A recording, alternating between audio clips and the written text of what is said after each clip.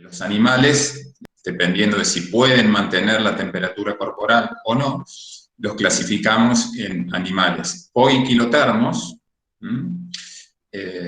Se los conoce también vulgarmente como animales de sangre fría, y en esta categoría están en general todo lo que serían vertebrados inferiores, ¿no es cierto? Reptiles, batracios, peces. Hay algunos peces que son homeotermos, pero la mayor parte son poiquilotermos. Y los tenemos que diferenciar de los animales que son homeotermos. En realidad son los animales domésticos, que, digamos, motivo de estudio de los veterinarios, si bien también digamos, hay veterinarios que se dedican a animales salvajes, ¿no es cierto? Y eventualmente van a tratar con animales poiquilotermos. En general, los animales que nos interesan, o los que sí que nos interesan como futuros veterinarios de ustedes, es animales que son homeotermos. Entonces, los poiquilotermos en realidad no tienen capacidad de termorregular ellos mismos su temperatura corporal. Por eso, en épocas invernales, ¿no es cierto?, donde hace mucho frío, tratan de buscar refugio, meterse en cuevas o enterrarse. Y en general, para cambiar la temperatura corporal, lo hacen exponiéndose al medio ambiente, ¿no es cierto? Y evidentemente que están en gran medida a merced de la temperatura que hay en el ambiente. Muchas veces, digamos, los reptiles es bastante común que se pongan, por ejemplo, para aumentar la temperatura corporal, como vamos a ver también el metabolismo, se ponen en lugares soleados, ¿no es cierto? Y de ese modo se incrementa la temperatura. Si hay mucho sol, por otro lado, tratarán de buscar lugares con sombra para evitar que la temperatura corporal se les dispare demasiado alta. Entonces, esa es la manera como van regulando la temperatura. Y por otro lado, los homeotermos son los animales que han desarrollado realmente un sistema de control de la temperatura y le permite a estos animales mantener la temperatura corporal en un rango de temperaturas bastante estrechos. Y como hemos visto en tantas oportunidades, como hemos visto para por ejemplo, niveles sanguíneos de los gases, la presión arterial, el pH sanguíneo, ¿no es cierto? Hay mecanismos homeostáticos para mantener todas esas variables. Bueno, con la temperatura pasa lo mismo, ¿no es cierto? Vamos a ver que hay mecanismos homeostáticos para mantener esa temperatura. Evidentemente que el mantener la temperatura corporal constante es muy beneficioso para todas las células, ¿no?, del organismo, porque es la temperatura apropiada a la cual van a estar funcionando todo el sistema metabólico, todas las enzimas del animal, ¿no es cierto? Entonces, esto representa, digamos, una ventaja evolutiva para estos animales que han desarrollado estos mecanismos de regulación de la temperatura corporal. Y vamos a ver que dentro de esto, vamos a ver que hay ciertas adaptaciones que hacen que los animales puedan mantener la temperatura. Algunas de ellas son vasculares, es decir, que es a través de los vasos sanguíneos, metabólicas, aumentando o disminuyendo el metabolismo, que evidentemente ustedes saben que el metabolismo genera calor.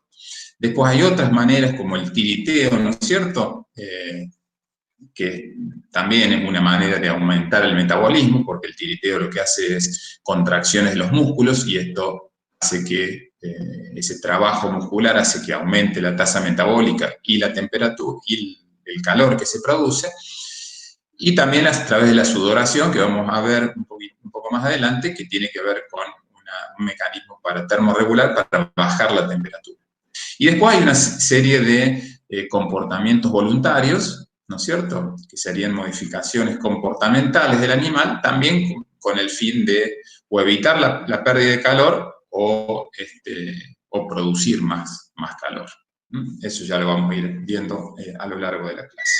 Entonces, si bien, digamos, evidentemente que esta adaptación o esta capacidad de mantener la temperatura corporal a pesar de grandes cambios en el ambiente, ¿no es cierto?, ha permitido a estos animales, ¿no es cierto?, distribuirse mucho más en latitudes extremas del planeta.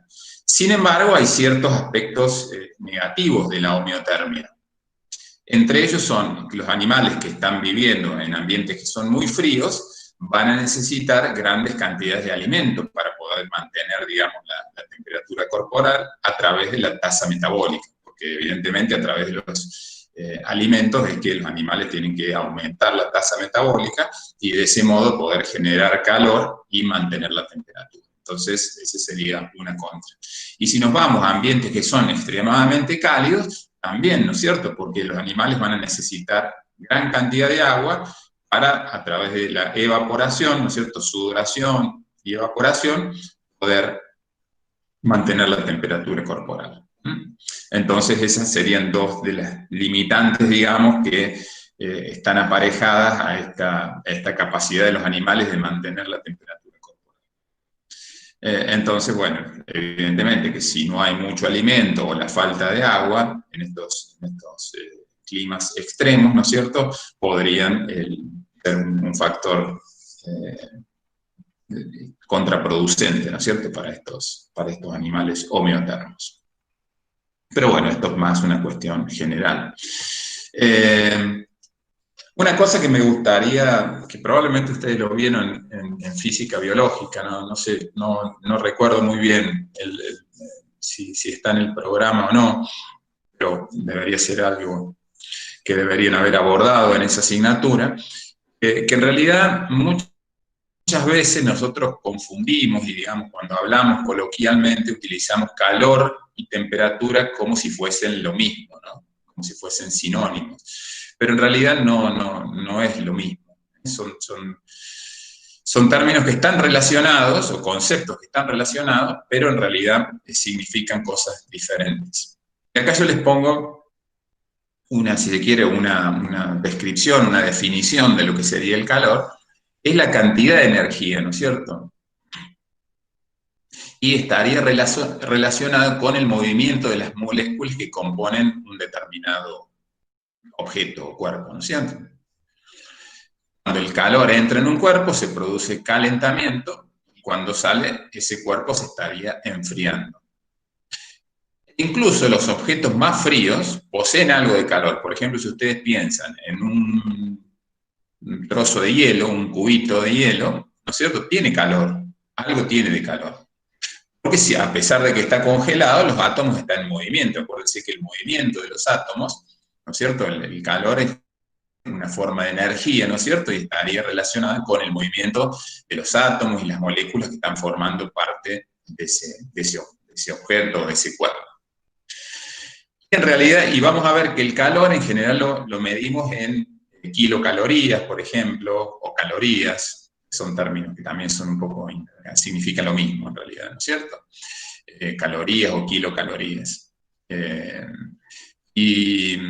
O en joules la pueden medir. Y la temperatura, por otro lado, es una medida del calor o la energía térmica de un determinado cuerpo. Pero no es la cantidad de calor que contiene ese cuerpo, ¿no es cierto? Mientras que en el calor sí estamos diciendo la cantidad de energía que hay. En la temperatura no es cierto? Y si ustedes ven, nosotros cómo medimos la temperatura en grados, que pueden ser grados Kelvin, grados Celsius, grados Fahrenheit, lo que es una unidad diferente a la que cómo medimos el calor. Y para darles un ejemplo de que son cosas distintas, me parece que se entiende más a través de un ejemplo. Por ejemplo, si tenemos dos recipientes, fíjense, están viendo, tenemos un recipiente que es más grande, ¿no es cierto? El recipiente de la izquierda es un recipiente con agua o con un líquido, está a 100 grados, por ejemplo, es agua que está hirviendo. Lo comparamos con el otro, que tenemos el del otro recipiente que está del lado derecho de la figura, y fíjense que también está hirviendo, es decir, que los dos recipientes, si nosotros les ponemos un termómetro, está a 100 grados. ¿No? Sin embargo, el recipiente de la izquierda tiene más calor. ¿Por qué? Porque fíjense que tiene más volumen de agua. Entonces el calor mide la cantidad de energía. Entonces, hacer un volumen más grande de agua tiene más calor. del recipiente que está a la derecha. Sin embargo, los dos tienen la misma temperatura. ¿Se entiende? Vamos a verlo con otro ejemplo desde otra perspectiva. ¿Qué les parece a ustedes? ¿Cuál tendrá más calor de ese dibujo? ¿Se dan cuenta lo que es lo que está en el dibujo a la izquierda? Sí, Es un iceberg, un iceberg. Y del otro lado tenemos una una olla. olla con agua hirviendo, Sí, ¿no? va a tener más calor ¿Quién va a tener el más iceberg. calor? Va a tener más calor el iceberg, exactamente. Sin embargo, la temperatura del iceberg es más pequeñita. Lo que pasa es que el iceberg es sumamente grande, ¿no es cierto? Entonces, fíjense que el calor me está dando una idea de la cantidad de energía que hay. Tiene mucho menos, por unidad de volumen, tiene mucho menos calor. Como es tan grande, y como les dije anteriormente, que por más que esté frío el cuerpo, los átomos se siguen moviendo y algo de calor tienen, o sí, poseen, entonces eso me estaría indicando que el iceberg, como es tan grande, ¿no es cierto?, tiene más calor que no sé, un litro de agua esa que está hirviendo. Y mucho más calor, digamos. Se pueden hacer los cálculos y obtener un número, ¿no es cierto?, del calor. Entonces, esto es bastante, me parece que son ejemplos bastante representativos de este fenómeno. Y evidentemente que el iceberg va a ser, la temperatura va a ser mucho más baja, ¿no es cierto?, que que el agua de la olla esa está hirviendo, que va a estar a 100 grados. Y el iceberg capaz que está a 0 grados, ¿no es cierto? ¿Mm? Entonces, bueno, a través de estas comparaciones me parece que ustedes se van a ir dando cuenta las diferencias que hay entre calor y temperatura. Son términos, como les decía, relacionados, pero distintos. Y me parece que es pertinente en este momento que estamos hablando de temperatura, de animales que son homeotermos, ¿no es cierto? Y que vamos a estar hablando de temperatura y de calor, poder que ustedes sean capaces de diferenciar estos conceptos. Entonces, algo así, una visión bastante general, es que los animales homeotermos son capaces de mantener la temperatura corporal central. Cuando hablamos de temperatura central, vamos a ver que decimos que es la temperatura de la parte más interna del animal, ¿no es cierto? Porque la temperatura en la piel eventualmente puede ser más baja, pero lo que es importante es mantener esa temperatura, el score, ¿no es cierto?, lo que se conoce como la temperatura central, la más interna del animal, es decir, la que hay en los órganos abdominales, en los órganos que están en la caja torácica, en el sistema nervioso central. Después, a nivel de la piel, puede haber temperaturas más bajas, como vamos a ver. De hecho, hay como un gradiente, ¿no?, de temperaturas a medida que nosotros nos alejamos del centro del animal, vemos que nos vamos alejando y la temperatura va disminuyendo. Pero en realidad estos animales poseen, dijimos, la capacidad de mantener una temperatura central relativamente constante. Ahí está, digamos, a manera de ejemplo, estamos viendo como si fuese una balanza, ¿no?, de platillos, y fíjense que la balanza en este caso nos estaría indicando los 37 grados. Vamos a hacer de cuenta que es un animal es doméstico un poco más alta, pero bueno, vamos a hacer de cuenta que este animal mantiene su temperatura corporal central a 37 grados. Evidentemente que va a haber por ahí condiciones que van a producir un cambio, ¿no es cierto? Y bueno, ahí es donde se van a tener que poner en marcha los mecanismos homeostáticos para tratar de mantener la temperatura. Ahora esta balanza, fíjense que tiene dos platillos. En uno tendríamos todo lo que sería la termogénesis y en el otro platillo todo lo que sería la termolisis, es decir, la pérdida de calor.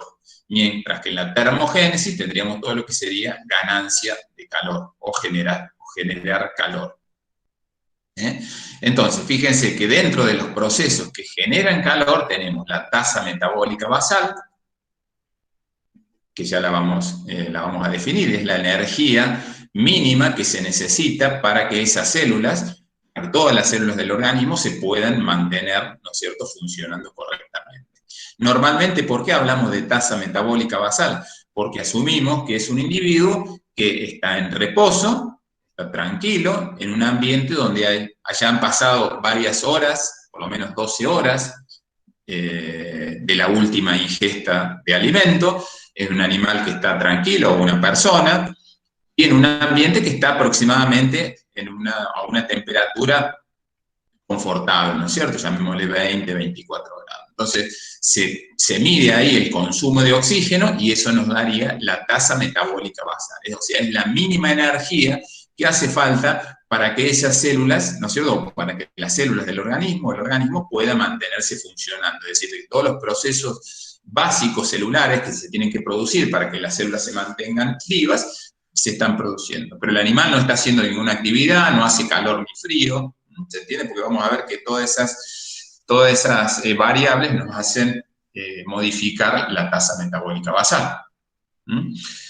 Imagino, si ustedes se lo quieren imaginar, por ejemplo, una persona que está en coma, esa estaría, el metabolismo sería el ejemplo, ¿no es cierto?, de un metabolismo basal. Luego tenemos la actividad muscular. Ustedes saben que la contracción de los músculos aumenta la tasa metabólica y esos músculos que se están contrayendo, ¿no es cierto?, van a producir calor. ¿Por qué? Porque aumentó el consumo de oxígeno y acuérdense que al final de la cadena respiratoria, cuando los alimentos, ¿no es cierto?, se oxidan totalmente, se va a producir dióxido de carbono, agua, ATP, que sería la energía, y algo de esa energía se va a disipar en forma de calor.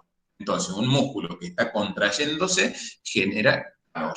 Entonces, por eso lo ponemos dentro de estos fenómenos que son termogénicos, ¿no es cierto?, que generan calor.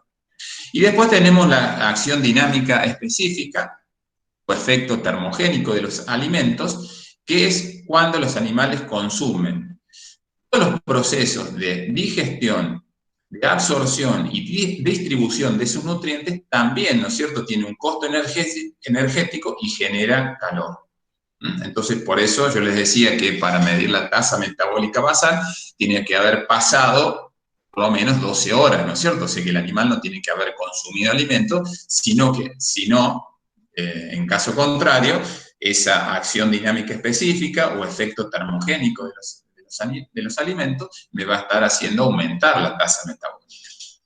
Entonces, todos estos mecanismos estarían, o todos estos fenómenos, los incluimos dentro de la termogénesis. Estaría en uno de los platillos de la balanza. Y por otro lado tenemos la termolisis, que dijimos que eran todo lo que significaban pérdidas de calor. Entonces, acá vamos a ver que la pérdida de calor se puede producir a través de distintos fenómenos, ya los vamos a definir y describir luego, que son la radiación, la conducción y la convección. Por ahora quedémonos con el término. Nuevamente, calculo que esto lo deben haber visto en física, pero bueno, por ahí estaría bueno también que vuelvan a esos apuntes que quizás la explicación física del fenómeno esté más desarrollada, ¿no es cierto? Después vamos a ver que es por vaporización de agua. Eso se produce cuando se evapora el agua. Ya vamos a ver también por qué sirve para perder calor. La respiración y el jadeo. Acuérdense que el aire entra en las vías respiratorias con la temperatura que hay en el ambiente y se va calentando a medida que ingresa en el aparato respiratorio y luego lo eliminamos a la temperatura corporal. Por ejemplo, en este animal a 37 grados. Entonces, si ese aire entró a 15 grados centígrados y lo eliminamos con 37 grados centígrados, ahí fíjense que estamos eliminando, estamos perdiendo calor. Y el jadeo, que también lo vamos a ver como un mecanismo de termorregulación que está más desarrollado en ciertas especies. Y la micción y defecación también, porque en realidad en el caso de la micción es líquido y la defecación un sólido, ¿no es cierto?, que se elimina con la temperatura que tiene el individuo, así que estamos perdiendo calor. Entonces, para mantener esa temperatura de 37 grados, tiene que haber un balance, ¿no? Fíjense que esto lo hemos hablado muchísimas veces a lo largo de la fisiología, cuando hablamos de un balance hídrico, por ejemplo, ¿cierto? Bueno, acá es lo mismo. que se mantenga la temperatura, la termogénesis y la termólisis tienen que estar balanceadas. Del balance entre estas dos, ¿no es cierto?, de estos factores, el animal va a ser capaz de mantener ese rango normal de temperatura. Si se eleva por más allá de cierta temperatura, vamos a ver que el animal entraría en un estado de hipertermia o fiebre, ¿no es cierto? No siempre fiebre, en realidad con fiebre hablamos más de un síndrome febril, ¿no es cierto? Es como un conjunto de signos, ¿no es cierto? Sería la fiebre. Hipertermia estaríamos hablando más específicamente de un animal que tiene la temperatura elevada. Por ejemplo, un animal que está con un golpe de calor, por ejemplo, hablaríamos de una hipertermia y no necesariamente de fiebre. Entonces, cuando sube de ese rango, estaríamos hablando de un animal que está hipertérmico o tiene fiebre. Y luego, si se va por debajo, sería un animal que está en hipotermia, ¿no es cierto? Y eso ya son condiciones que son, bueno, eventualmente si sigue bajando más o subiendo más, son potencialmente mortales para el animal. Cualquier cosa que necesiten alguna explicación extra, nos detenemos, me avisen. Entonces, hablamos de que había un control, ¿no es cierto?, de la temperatura, que en realidad, fíjense que se estaría comportando básicamente como un reflejo, porque tenemos receptores, pueden ser receptores para calor y receptores para frío, centros, en este caso los centros integradores están a nivel del hipotálamo, y órganos efectores. Entonces, todo esto, fíjense que conformaría un reflejo para mantener la temperatura. Entonces, dentro de los receptores, dijimos que había receptores para calor y para frío, y a su vez dentro podemos tener receptores externos, que son receptores que están sobre la superficie de la piel o las mucosas, y estarían básicamente sensando o midiendo la temperatura en el exterior, y también hay receptores internos, ¿no es cierto?, en los órganos más profundos, que estarían registrando más la temperatura interna del animal, ¿no es cierto?, la temperatura de la sangre. Porque es importante, ¿no es cierto?, no solamente saber la temperatura que hay en el exterior, sino también conocer la temperatura interna del animal.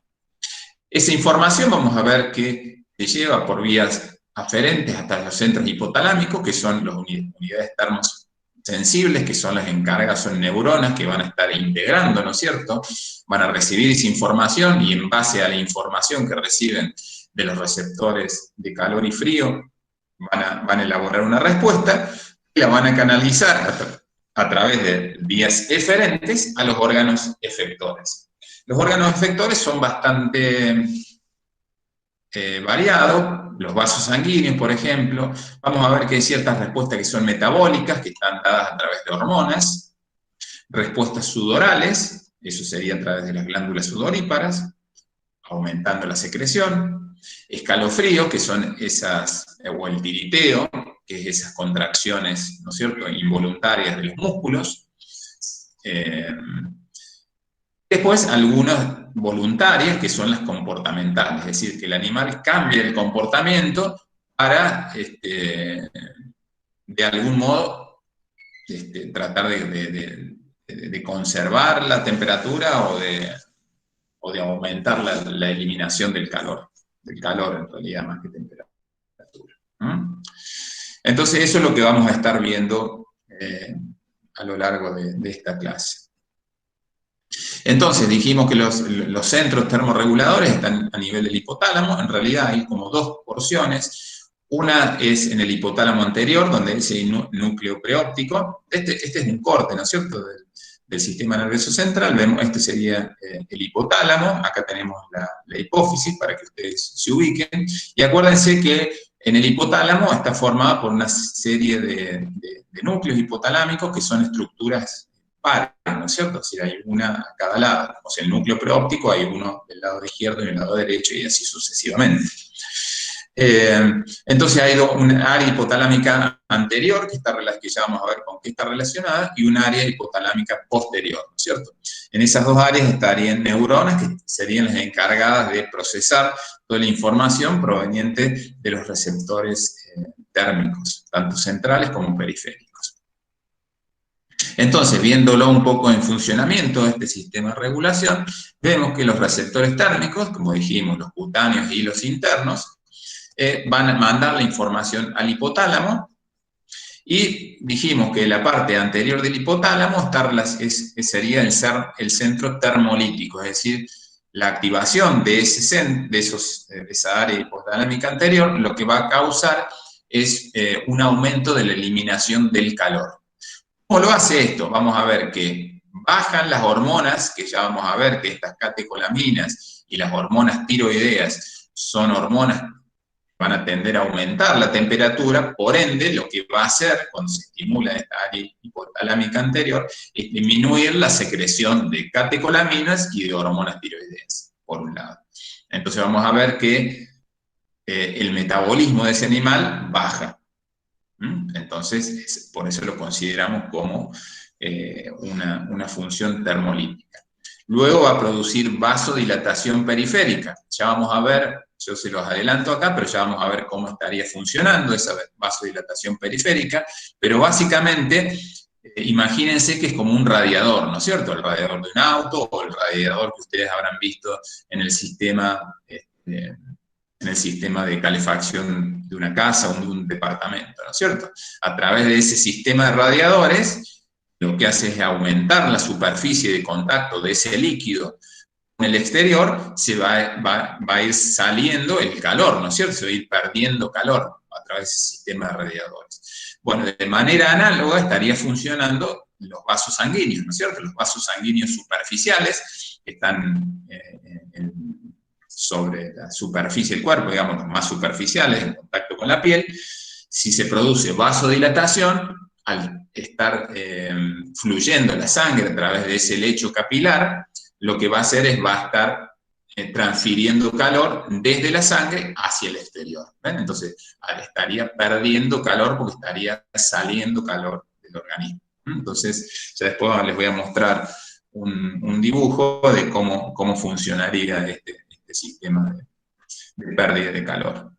O puede decir, consideren que hay vasoconstricción periférica, va a ser lo contrario, va a reducir la pérdida, ¿no es cierto? Esto es muy importante para animales que viven en climas muy fríos, ¿no es cierto? Entonces, este sistema permite evitar las pérdidas de temperatura, sobre todo a nivel de las extremidades, ¿no? De los miembros, de los pies. La sudoración también se estimularía, porque vamos a ver que el animal suda y la evaporación de ese sudor es un fenómeno que requiere calor, entonces de algún modo le estaría retirando calor al animal, entonces también lo consideramos como algo que es termolítico. Y en algunos animales, por lo menos, estos dos fenómenos son como que si los animales sudan mucho, ya después les voy a mostrar también un dibujo, si los animales sudan mucho, en general jadean poco y viceversa, ¿no es cierto? Y el jadeo también, ¿no es cierto? Es una forma de termolítica, digamos, de eliminar calor, que sería por evaporación y también a través de convección, pero ya lo vamos a ver un poquito más. Profe, sí. ¿En sí la vaca lo hace a través de la vasodilatación periférica? En general todos usan la vasodilatación y vasoconstricción. Lo que te cambia es la sudoración. Hay animales que sudan mucho, en general jadean poco, digamos, son como dos cosas que no... Si hay mucho de uno, del otro hay poco, digamos, básicamente, porque si no sería como una redundancia, ¿no? Entonces, por ejemplo, los humanos y los equinos sudan mucho y jadean poco. Y después te vas al otro extremo, que tendrías los perros, que jadean mucho y tienen muy poca sudoración, porque de hecho tienen pocas glándulas sudoríparas. Pero la vasodilatación periférica y la vaca es intermedia. Después les muestro ahí como un pequeño diagrama donde están como ordenadas las distintas especies de acuerdo a si sudan más o jadean más o menos. Así que, sí, la vaca está intermedia. O sea, suda y jadea más o menos en la misma proporción. Me parece que era así. Los perros jadean mucho y sudan poco. Los cerdos también, en general, tienen poca sudoración y bastante jadeo. Y la vaca sí está medio que entre medio. Y los que sudan más, jadean poco, ahí estarían los equinos y el hombre. Entonces, fíjense, ante una situación que se requiera, vamos a hacer de cuenta que ese animal hay un aumento de la temperatura, entonces lo que va a tener que hacer es perder calor, para bajar esa temperatura. Entonces se pondría en marcha, se activaría este hipotálamo anterior y se pondrían en marcha algunos de estos, o todos, ¿no es cierto? Depende del cambio de temperatura, de estos mecanismos termolíticos para eliminar calor y volver la temperatura a la normalidad. Esa sería una situación. La otra situación sería la contraria, ¿no es cierto? Donde se activa el hipotálamo posterior, que estaría relacionado con acciones de tipo termogénica, es decir, para producir más calor o evitar que se pierda el calor. Ahí tenemos dos cosas. Podemos aumentar la producción de calor o evitar que se pierda. En general, lo que primero se hace es evitar las pérdidas, ¿no es cierto? Y después, cuando eso no es suficiente, se aumenta la generación de calor a través del aumento del metabolismo, del tiriteo, que es contracciones de los músculos, que de algún modo también te estaría aumentando el metabolismo. Entonces, fíjense que ya lo vamos a ver un poco más, pero la vasoconstricción periférica sería un sistema de ahorro de calor, ¿no es cierto? Porque no se estaría perdiendo tanto calor a través de la piel. Hacen de cuenta que ustedes cierran el sistema de calefacción de la casa, ya no circula más o circula muy poquita agua a través de los radiadores y por ende se pierde poco calor. La otra sería la estimulación simpática, que ustedes ya a esta altura, por todo lo que hemos visto del sistema nervioso simpático y sus funciones metabólicas, ustedes saben que la descarga simpática, sobre todo con la secreción de adrenalina, me va a producir una serie de efectos metabólicos que van a estar relacionados con el aumento de la tasa metabólica. Después, otra de las respuestas es la piloerección. La piloerección, ya vamos a ver que también es importante para retener, ¿no es cierto?, el calor sobre la superficie del animal. Ya lo vamos a ver un poquito, por eso hay algunas cosas que ahora se las estoy adelantando y quizás tengan un poco más de sentido cuando avancemos en la presentación. Y por otro lado, el aumento de la TRH. ¿Qué sería la TRH? Es la hormona liberadora de tirotrofina, ¿no es cierto? Acuérdense que esta hormona se produce a nivel del hipotálamo y me va a estimular a las células de la hipófisis anterior o de la adenopófisis. Los tirotropos son las células, así se llaman las células que producen dioxina. Entonces esta sería la hormona liberadora de tirotropina. Eso sería. O sea que a su vez luego se libera la tirotropina y la tirotropina va a la glándula tiroides donde me estimula la producción de hormonas tiroideas. Y vamos a ver, se los adelanto ahora, después vamos a ver en particular todos los hormonas tiroideas. Las hormonas tiroideas lo que hacen es estimular el metabolismo. En algún momento yo les había dicho que en realidad todas las células del organismo poseen receptores a hormonas tiroideas y la respuesta global, ¿no es cierto?, a un aumento de la producción de hormonas tiroideas es el aumento de la tasa metabólica. Dijimos que si aumenta la tasa metabólica me va a aumentar la producción de calor. Entonces fíjense que las respuestas endócrinas para mantener el calor sería, por un lado, la estimulación simpática para aumentar el metabolismo a través de las catecolaminas y un aumento de las hormonas tiroideas para aumentar la tasa metabólica de todas las células. Y eso conlleva un aumento de temperatura. Lo que les decía es que en realidad hay como un gradiente de temperatura desde el centro del cuerpo del animal hacia la zona periférica, ¿no es cierto? Vamos a empezar viendo, fíjense acá tenemos la silueta de un equino, y acá dice variación de isotermas. Acuérdense que isotermas son líneas que unen puntos con igual temperatura.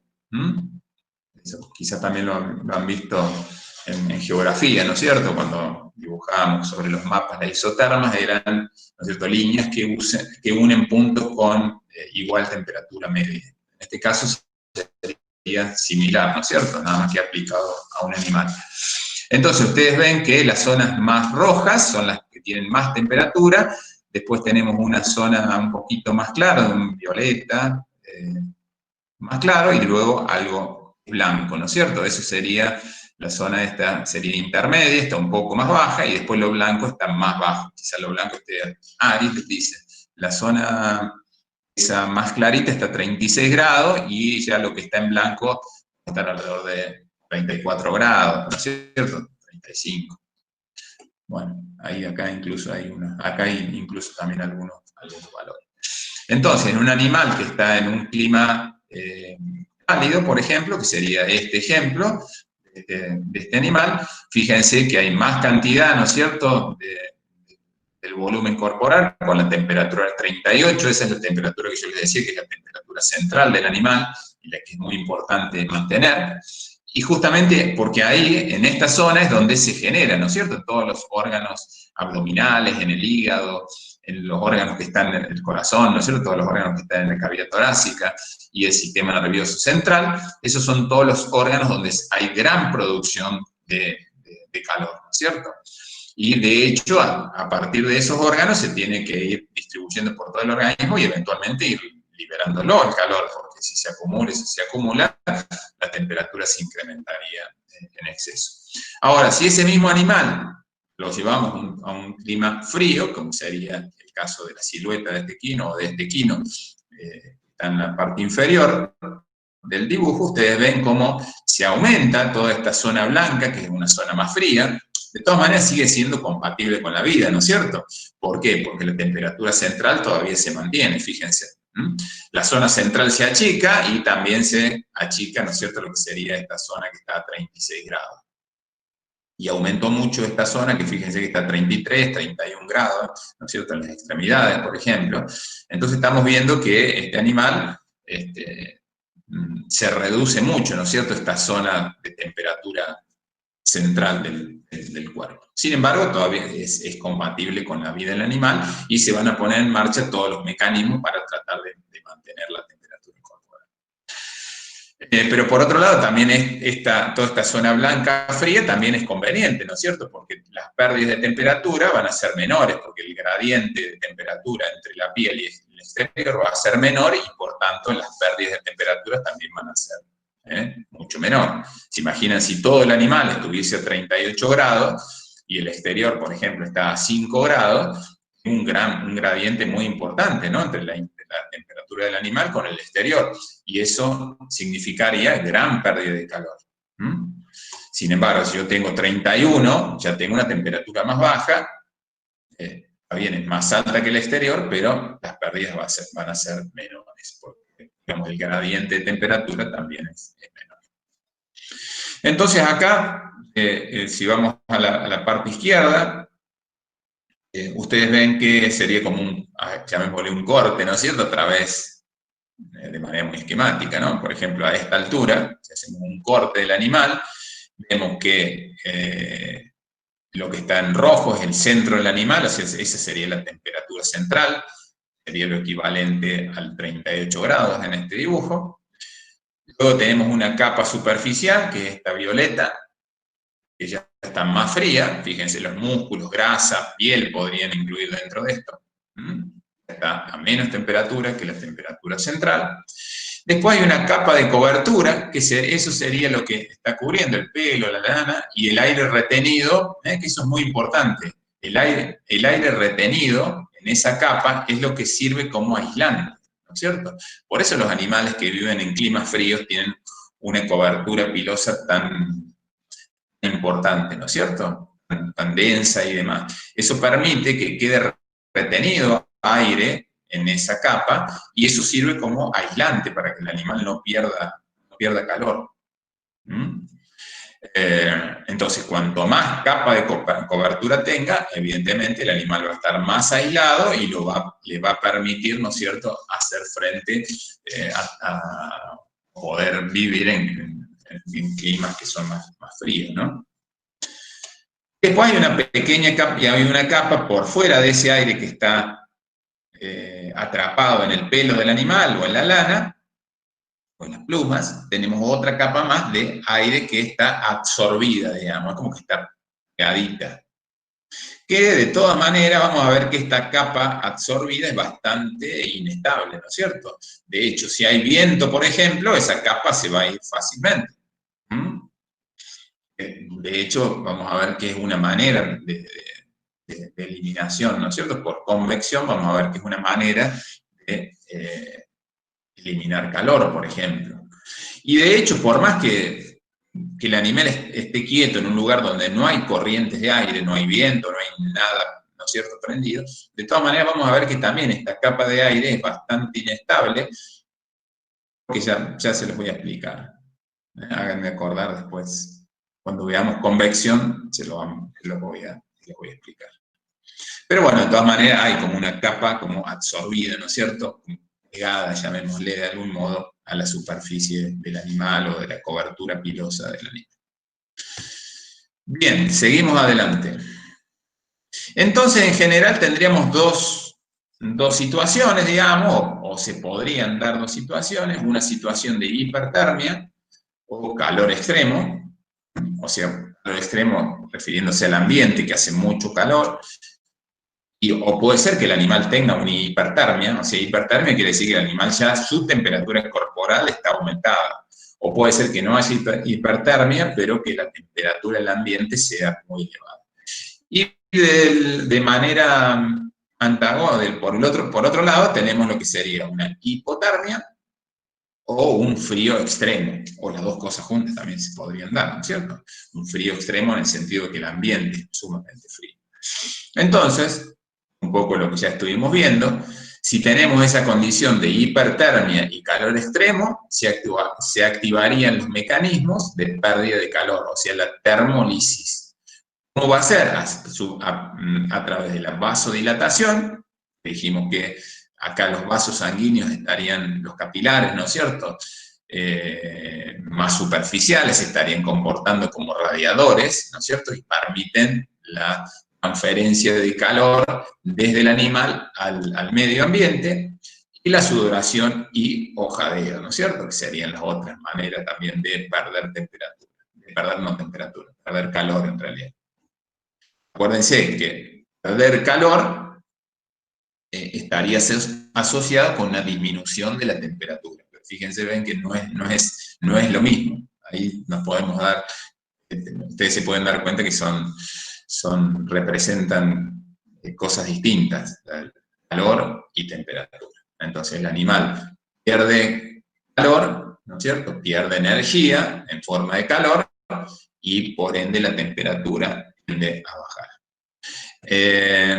A su vez van a estar inhibidos por los mecanismos neuromusculares, es decir, la vasoconstricción y los escalofríos, porque la vasoconstricción es lo contrario, tiende a evitar la pérdida de calor. Y todo lo que serían escalofríos o tiriteo, eso en algunos libros lo van a encontrar con uno u otra terminología, sería esa contracción involuntaria de los músculos, esos mecanismos estarían inhibidos, y también los mecanismos hormonales que dijimos, las catecolaminas y las hormonas tiroideas, que dijimos que son hormonas que elevan la tasa metabólica. Si el animal está con mucha temperatura, con una hipertermia o con mucha temperatura en el ambiente, todo este sistema hormonal, que son hormonas que aumentan el metabolismo y por ende la producción de calor, también va a estar inhibido. Y bueno, de manera contraria, Del otro lado tenemos la otra condición, ¿no es cierto? La hipotermia y el frío extremo, donde van a estar inhibidos el mecanismo de pérdida de calor y estimulados la vasoconstricción, los escalofríos, eventualmente. Obviamente que el primer paso es vasoconstricción. Luego, si no es suficiente y la temperatura sigue bajando, se van a instaurar esos escalofríos o el tiriteo. Y se van a estimular eventualmente también los mecanismos hormonales, aumenta la secreción de catecolaminas y hormonas tiroideas, lo cual aumenta la tasa metabólica y por ende la producción de calor. Y esto es yo lo que les comentaba acerca de los vasos sanguíneos. Fíjense que ahí tienen como si fuese el corte, ¿no es cierto?, de un miembro anterior, de un... Bueno, no importa, o sea, podría ser cualquiera, pareciera que un perro, ¿no es cierto? Y fíjense que tenemos la arteria, que viene, acuérdense bien, la arteria viene con sangre a 38 grados, por ejemplo, o sea, con la temperatura que tiene ese animal a nivel central. Entonces, fíjense que tiene un circuito más profundo, con capilares profundos y venas profundas. Entonces, vamos a hacer de cuenta que este hace mucho frío. Entonces, toda este lecho capilar, ¿no es cierto?, toda esta porción, acá voy a tener vasoconstricción de toda esta zona, así que va a haber poca sangre pasando por este lecho capilar, que es más superficial, y de esta anastomosis arteriovenosa. Por ejemplo, toda esta parte va a haber vasoconstricción. Entonces, fundamentalmente, la sangre no le va a quedar otra que pasar a través de estos lechos capilares que son más profundos y volver al cuerpo a través de venas profundas. Entonces, va a estar en poca superficie de contacto con el exterior, entonces las pérdidas se minimizan. Y fíjense que también acá están estas flechas. Es decir, que hay transferencia de calor desde la arteria a las venas. Esa también es una manera de ahorrar, ¿no es cierto?, energía calórica.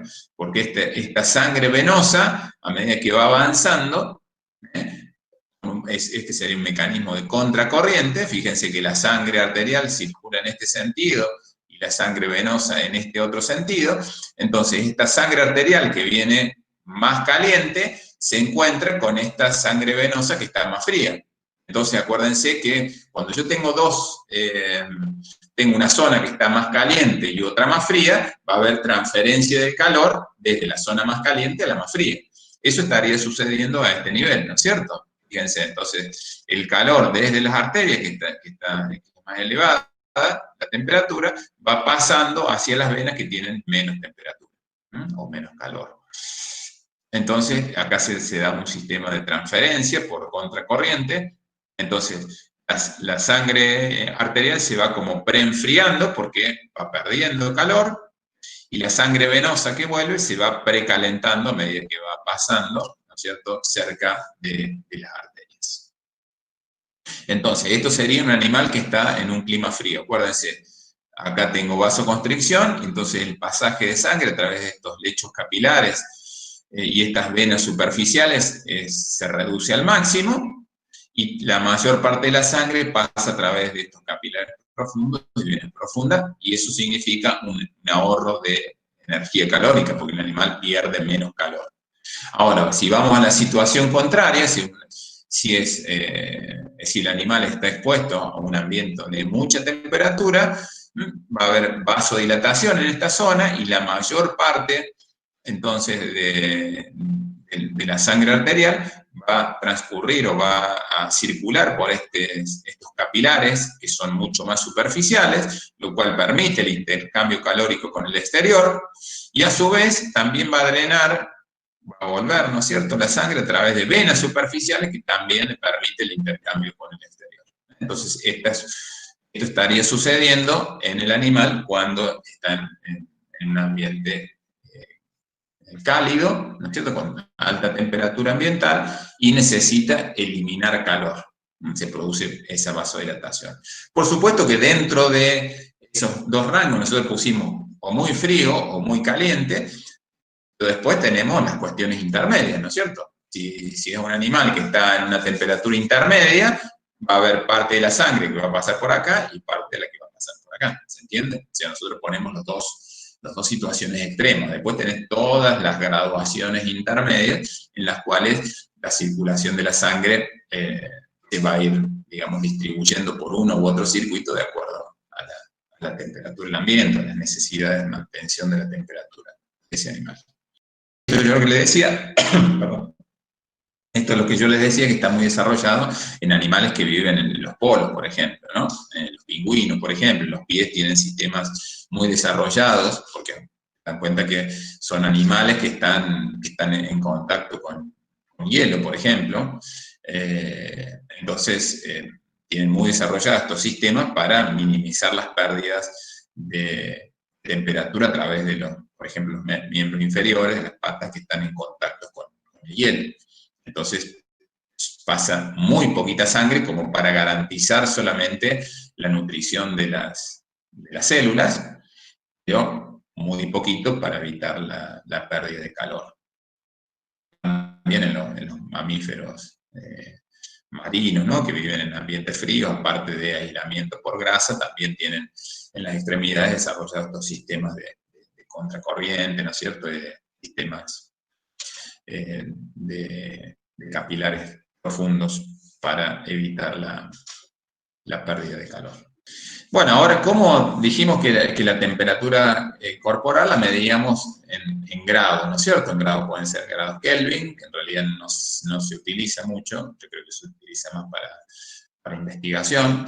Grado Fahrenheit, que lo usan más los países anglosajones, o grados Celsius, ¿no es cierto? Que son lo que nosotros utilizamos. Y para medir la temperatura utilizamos un termómetro. En este caso necesitamos que sea un termómetro, hay muchos tipos de termómetros, pero tiene que ser un termómetro de máxima. ¿Qué es un termómetro de máxima? Es un termómetro que nos permite, digamos, la temperatura va aumentando y cuando llega a la máxima temperatura, ahí queda, ¿no es cierto?, sin modificación. Eso es importante porque si no es un termómetro de máxima, nosotros se lo ponemos al animal, aumenta, por ejemplo, 38 grados, y cuando se lo sacamos empieza a bajar, entonces no podemos ver bien la temperatura, ¿no? Ahora también hay termómetros digitales, y bueno, en general el principio del termómetro de bulbo, digamos, los termómetros comunes, convencionales, antiguamente y todavía hay, tienen en su interior, digamos, tienen un bulbo donde son de vidrio, ¿no? El material con que están construidos es vidrio, tiene un bulbo donde hay algo líquido que se puede dilatar y contraer con cambios de temperatura. Cuando aumenta la temperatura se dilata y por ende la columna de ese líquido se va moviendo, ¿no es cierto? Se va incrementando la columna porque también hay un capilar, o sea, tiene un bulbo, ¿no es cierto?, y un capilar. Entonces, a medida en el bulbo tengo almacenado ese líquido, ¿no es cierto?, que va a cambiar, que se va a dilatar o contraer dependiendo de la temperatura, y luego tengo esa columna, ¿no es cierto?, que va subiendo por el capilar. Les comentaba que en muchos casos se utiliza el mercurio, ¿no es cierto?, sería el líquido que se pone en el interior del termómetro para registrar la temperatura. En general el mercurio es muy tóxico, así que en general hay una tendencia a abandonar el uso del mercurio para los termómetros, porque bueno, si se llega a romper el termómetro y se desparrama el mercurio, no es bueno, digamos, porque es sumamente tóxico, ¿no es cierto?, el mercurio. Entonces, muchas veces se utilizan termómetros de alcohol, por ejemplo. O digitales. O digitales, sí. Sí, porque en general los de alcohol para temperatura máxima no hay, ¿no es cierto? Entonces, bueno, actualmente lo más común es el termómetro digital, ¿no es cierto? Que bueno, por ahí tienen una vida más limitada, pero los que son de vidrio también, si se nos caen, se nos rompen, y les digo, con una problemática que el mercurio es muy tóxico, entonces hay que tratar de no utilizarlos. De hecho, por ejemplo, en la universidad se han ido reemplazando en los laboratorios, los termómetros que utilizamos ya no son más con mercurio. Si bien todavía se siguen vendiendo termómetros con mercurio, ¿no es cierto?, para uso en medicina humana, bueno, en general habría que tratar de evitar. Si no se rompe no hay problema, el tema es cuando se rompe, ¿no? Entonces les decía que justamente lo que tienen estos termómetros son de máximo porque a nivel de la unión entre el bulbo y el capilar hay como una estrechez, ¿no es cierto? Entonces lo que permite es que cuando se dilata el material que está en el bulbo y se va metiendo en el capilar, y nosotros lo vamos viendo y eso nos va registrando la temperatura, justamente esa estrangulación o ese achicamiento que hay entre la conexión entre el bulbo y el capilar hace que después no pueda volver. Nosotros lo tenemos que forzar para que vuelva al material, al bulbo. Entonces, en realidad, llega a la temperatura máxima y ahí queda trabado, ¿no? Queda registrando la temperatura máxima. Entonces, esos son los termómetros que se utilizan, bueno, si no, uno digital, como decía. Y en realidad es una práctica muy sencilla, ¿no es cierto? En general, en los animales lo que se hace es tomar la temperatura rectal, que nos estaría dando justamente la temperatura rectal, nos está dando muy aproximadamente a la temperatura del núcleo central del animal, del cuerpo que tiene el animal. Porque acuérdense que si nosotros lo tomamos sobre la superficie del cuerpo, en realidad, eventualmente ahí puede estar más baja la temperatura, pero es normal que suceda, ¿no es cierto? Ahora, si tomamos la temperatura rectal, que es lo que normalmente se hace cuando nosotros determinamos la temperatura en los animales, estamos determinando la temperatura central. Nuevamente, hay, como hemos hablado, no sé, cuando hablábamos de frecuencia cardíaca, frecuencia respiratoria o actividad del aparato gastrointestinal, hay muchas variaciones que son variaciones de tipo fisiológica, ¿no es cierto?, de la temperatura.